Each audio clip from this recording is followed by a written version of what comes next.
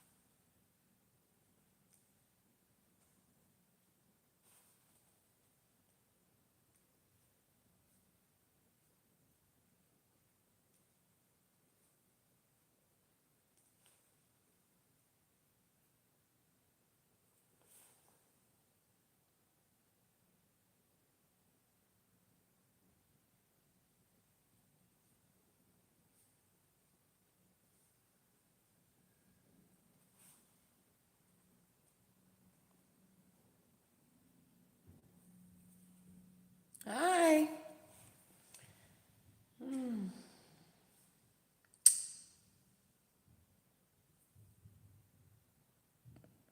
Hope you have a good day today. Hey, all that's joined. How y'all doing?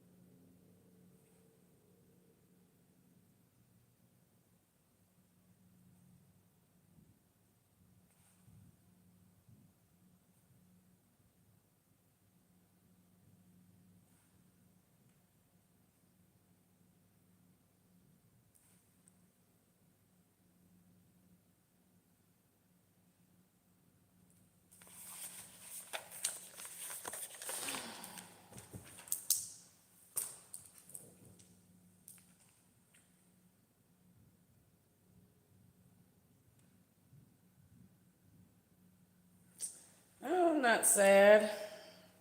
Thank you. You have a great day as well.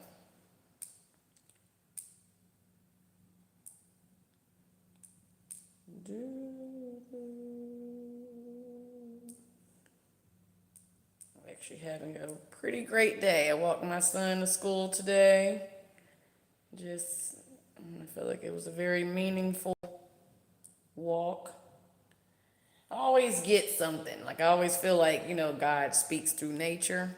So it's like if you're looking for signs, I feel like God will give them to you. I had some really good signs today. That's what I was just writing down. And this is what I heard. This is what I'm gonna share. So I heard Kundalini 3 times.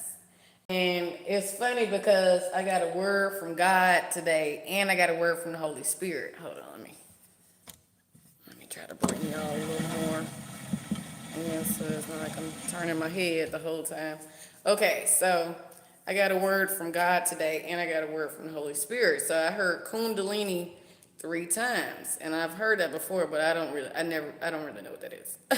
So let's research it. So it says Kundalini is a form of divine feminine spiritual energy that is believed to lie dormant and coiled like a snake at the base of the spine. Rooted in, and I'm just reading this from the AI mode, so if I'm wrong, we'll research more. But it says, rooted in ancient Hindu traditions and tantric texts, practicing specific meditations and yoga aims to awaken this energy so it travels up the spine through the chakras to reach enlightenment.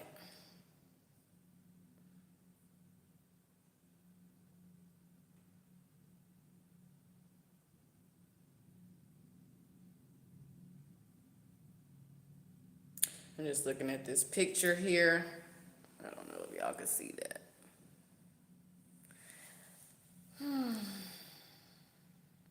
So basically the Kundalini is like here, like the base. I guess kind of like where the vagina is. It's like a triangle. Do, do, do, do, do. Do, do. A little diamond under it. I love diamonds. Okay. It says the coiled serpent. Ugh, okay, the word Kundalini translates from Sanskrit as circular or coiled, the subtle body. It sits at the root chakra, Muladhara, and moves upward through 6 main energy centers when activated. Reaching liberation. It says reaching the 7th chakra at the crown of the head brings total bliss, awareness, and spiritual liberation. Moksha. And then it says ancient roots. Written mentions first appeared in Upanishads. I probably didn't say that right. Between 800 and 500 Upanishads. Between 800 and 500 BCE. It grew popular in the West during the late 1960s. It says practices and awakening. Techniques used. Practitioners use breath work, pranayama, chanting, mantras, physical postures, asanas, and hand gestures, mudras.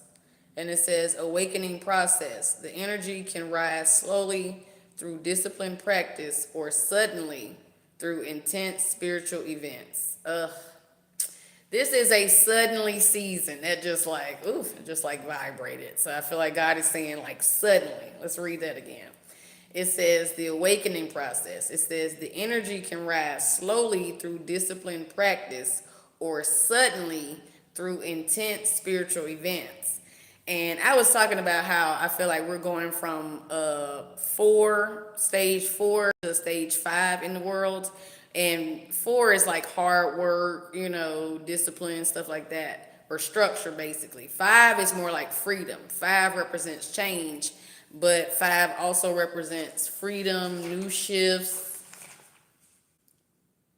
and learning from life. And, sometimes people want us to believe that like revelation. You know what I'm saying? These things come from like, if you just focus on this, you just do this. And that may work for some people. But I found in my life that it's like, it's been like a suddenly moment. And not like, who was saying that? Pastor Mike McClure Jr. was saying like, there's a difference between instant and sudden. Because some people see stuff happen, like they'll say you're an overnight success, not knowing you've been praying on something for 10 years. You've been secretly working on it for, you know what I'm saying, most of your life. You've been manifesting it most of your life. They just didn't know you. They just didn't see you. You know what I'm saying? Versus something instant, it's like a hookup, or like, you know what I'm saying, it's not the same as sudden. Instant and sudden is not the same thing. But okay, back to what we were saying here. So I feel like there's about to be suddenly type moments individually, and we're gonna see it in the world. Okay, and then it says potential risks. Teachers often warn that an unguided or overly rapid awakening can overwhelm the mind and body, causing severe stress or psychological distress if not handled with care. And that's what I'm saying. Like, it's shit what I say. Okay. Like today I heard I can give you the recipe, but you still not gonna have the right ingredients. Like everybody can't do what you do because everybody hasn't gone through what you've gone through. You could tell somebody everything you went through in your life and they could try to copy it, but they don't have the right ingredients. And ingredients matters.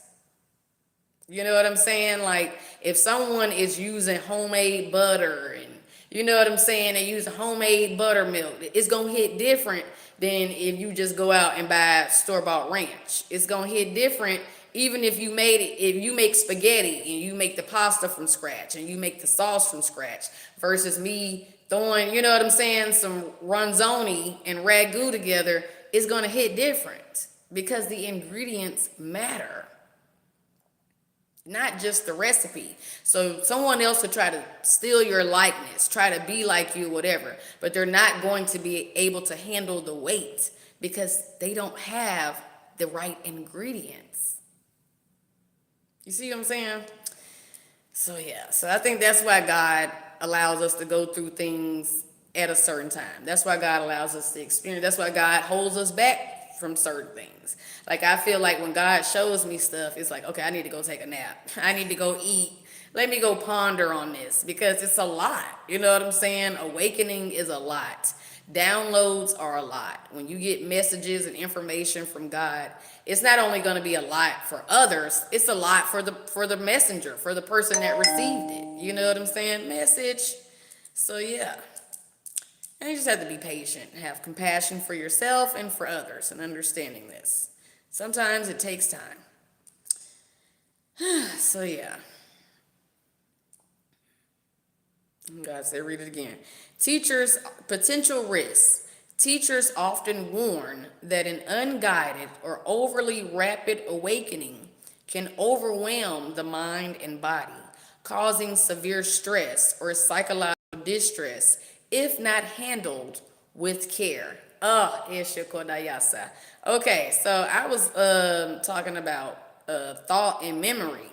Because the other day, or like last week, I seen two ravens. And when I looked it up, let me see.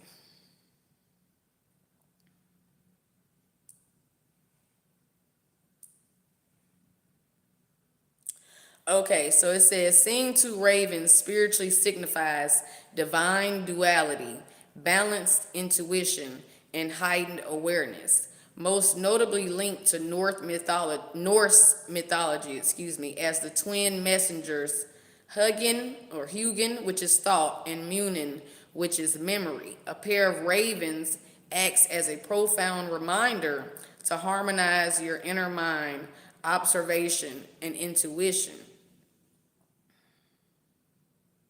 It's so funny. If you watch American Gods, then you know who Odin is. But these were in Norse mythology, these were Odin's ravens or Odin's birds. And it says thought and memory.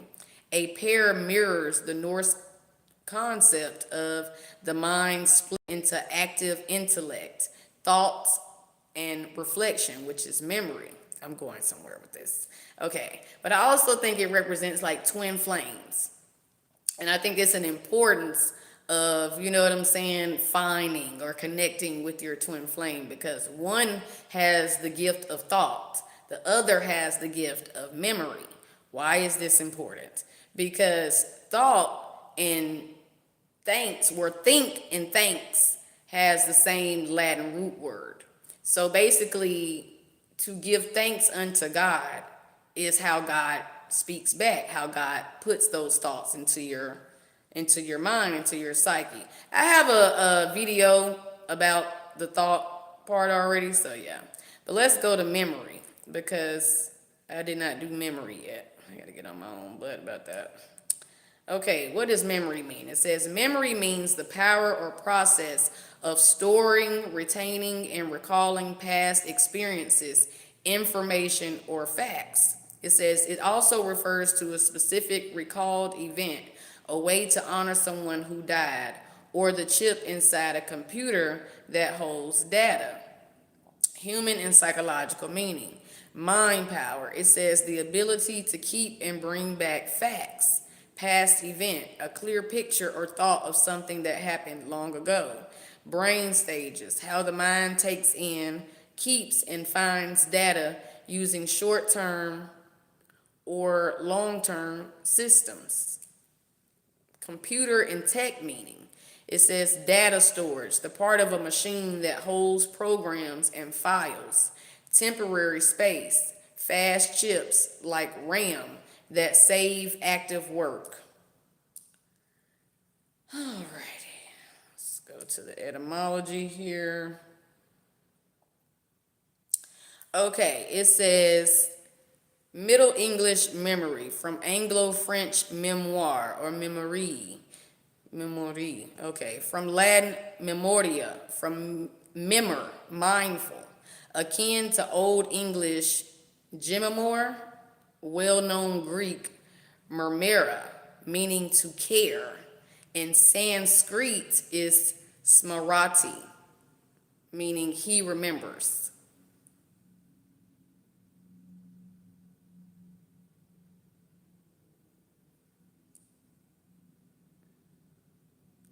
Okay, so basically, what I'm getting at, what it was just saying about care.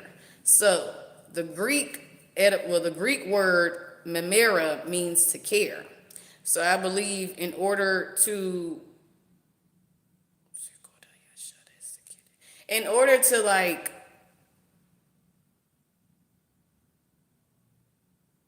be able to recall the past, you must care. You must, you know what I'm saying? And God is saying something about this too, about like Alzheimer's, dementia, I heard. Yeah.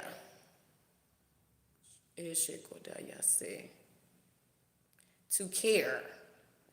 Not just care for them, give them something to care for. And it will help with their memory. Yeah. Yeah. Okay. Yeah. So that might sound strange, like a plant, a dog, or something they cared about in the past will help reawaken their memory. Okay. Or remembrance.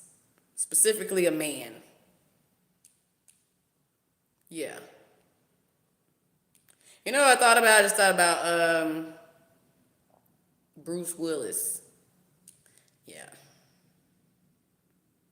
Shout outs to him. You know, it's funny. I love people that make like horrible jokes. Oh, no, I don't want to say it. Then I feel like, oh my gosh.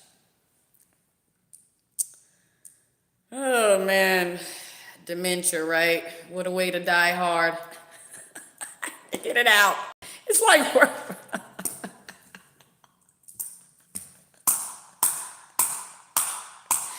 oh gosh, life is so funny and ironic. Oh man. Yeah, give him a pet or something. I don't know. I don't know what stage he in. God bless him. But yeah, Love you, Bruce Willis. But yeah, it says again, Mermera to care. It reminds me of mermaids too, because I feel like mermaids get a bad name, and it's like, well, think about like Atlantis and all of these things, and maybe this was like more of like a place of caring. Maybe mermaids are like nurturers, nurses. I heard nurses. Man, real mermaids, not succubus. Guys, it's a difference. Okay, where are we going here? Where are we going with this?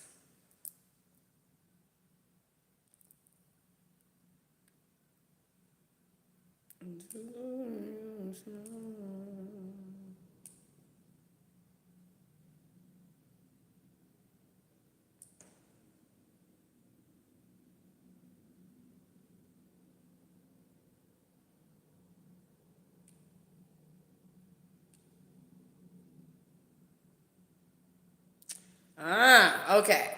So basically, the Kundalini is not complete. Okay, let's read this part again. So it's like, where are we going with this?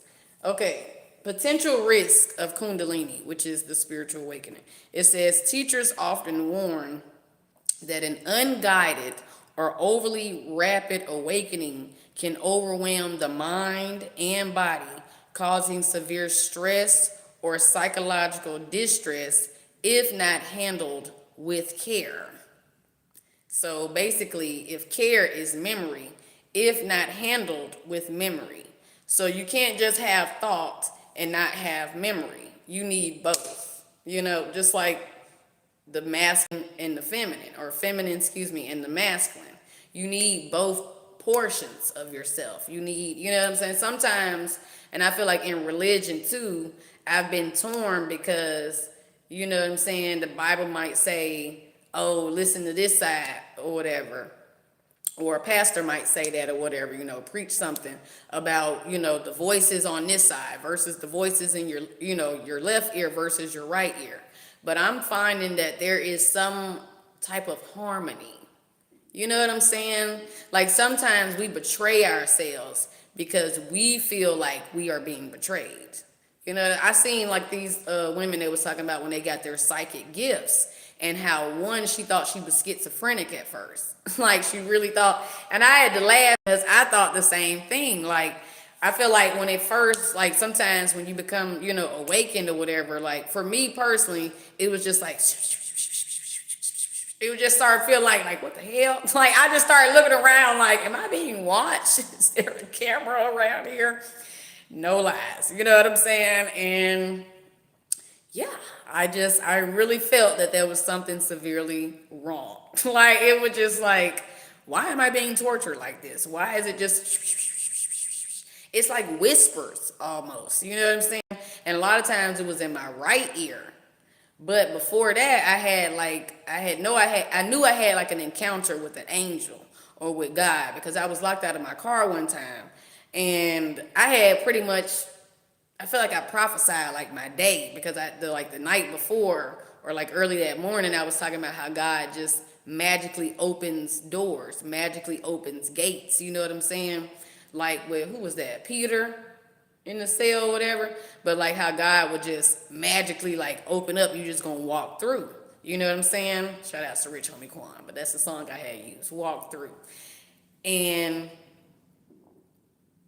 yeah, and then I had locked my keys in my car or whatever, and I had did this before, so I was like, I ain't finna call nobody and pay no 150. I'm finna get in here some type of way. And it took me like an hour or so to like get in my car. I like took a break, came back out. I was like, I got to get in my car, I got to go. And it was like this homeless man walking up or whatever. And I started getting nervous because he was like stumbling or whatever, like coming closer to me. I was like over there, like off, like by Little 5 Points in Moreland. If anybody know what I'm talking about, then you know, you just don't trust. You know what I'm saying? Just random homeless people walking next, too close to you at night. And I had pulled like the screwdriver that I had used out or whatever, because I'm like, okay, this mofo get any closer, you know what I'm saying? This is gonna be a weapon. And then I heard like he passed by, he was like, oh my gosh, like, you know what I'm saying, like take it easy, because he seen like what time I was on. And then I heard God say, open the door. And I just opened my car door and I just bust out crying when I got in the car. Because I tried to run after him or whatever, because I had just heard a sermon about like be careful how you treat people, for they may be your angels. And so you never know like the time, day, or like you never know what they're gonna look like. You never know how they're gonna present themselves. And I feel like that's part of God's test. And so it's like shallow or vain people, you can only hear this word, but you can't really receive the word because everything is about a look. Everything is about that. You know what I'm saying? And sometimes we have shallow and vain moments. You know what I'm saying? And I feel like that was just like a test, you know? And it's just funny because I've been typecasted or stereotyped or written off for certain things. You know what I'm saying? I feel like God used me in other people's life. So, you know, you just have to take it with a grain of salt or whatever, and know it's more about them than it is about you, you know, in that space. But I feel like God is saying, like, you not only need to give thanks, but you also need to care as well. You know what I'm saying? Because it's one thing, like I'm saying, it's easy to be a church type person. It's easy to put yourself out there like a model Christian because, you know what I'm saying, you take care of yourself, you put on the dress, you put on the look, and you sit at in the front row. You got your little, you know, church clique or whatever. It's another thing, because I've been to churches like that with people who will put on a Christian forward face, but they're not welcoming at all. It's like when you come to the church, they frown up at you. They don't speak, especially based on what you look like. You know what I'm saying? And again, these are godly tests. So, you know, that's also a word or a warning God said for like pastors and stuff like that, because I grew up in a church like that where I felt like I had a great pastor, but the people, the women, the people that he allowed to run it, ran it into the ground because it was so cliquish. It was so like, oh, such and such, you know, like this person gets to be in the front and do the praise dance, even though they not that good, but because they mama is a usher, they gonna let them do it. This person gets all the spotlight because they mama is cool with the pastor's wife, and this person, you know what I'm saying, like church cliques. And it's like you could be anointed and have a good word, but your church is being ran to the ground. They're running members out because they are so cliquish, because they are so elitist. You know what I'm saying? And that's not the ministry of God. That's not what God is about. So you have to watch people like that. You have to watch people who have a problem with speaking and, you know what I'm saying, greeting folks. And depending on who they next to, they'll hold their hand or not. They'll speak, they'll hug or not. And we see these things. And sometimes you'll say, oh, well, at least they're loyal to me. Yeah, but you need to be loyal to God. That's the point. I don't care nothing. I realize that respect is better than loyalty, because I'd rather respect people and be loyal to God. Because sometimes you can be loyal to people and be disloyal to yourself, be disloyal to the God in you, be disrespectful to yourself because you're so loyal to them. You know what I'm saying? Especially women. But I just feel like this for a man, like pastors and stuff like that. You have to be mindful of that, because some people will really really help you run your business, your church, your ministry right to the ground because they got a bad attitude, because they don't know how to deal with people. They don't really know how to connect with people unless it's somebody that look like them or somebody that got some money, or you know what I'm saying? Like, you just gotta watch that. So yeah,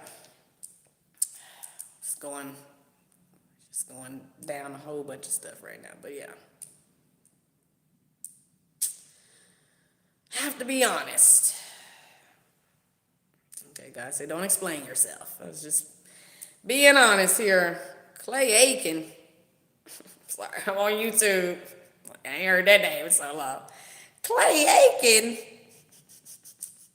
You got a song that just came out, y'all. Whew, but yeah.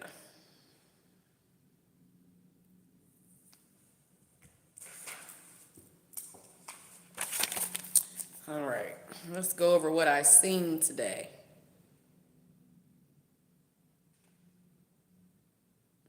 Actually, God said save it. So I'll save it for later. Peace out. Bye.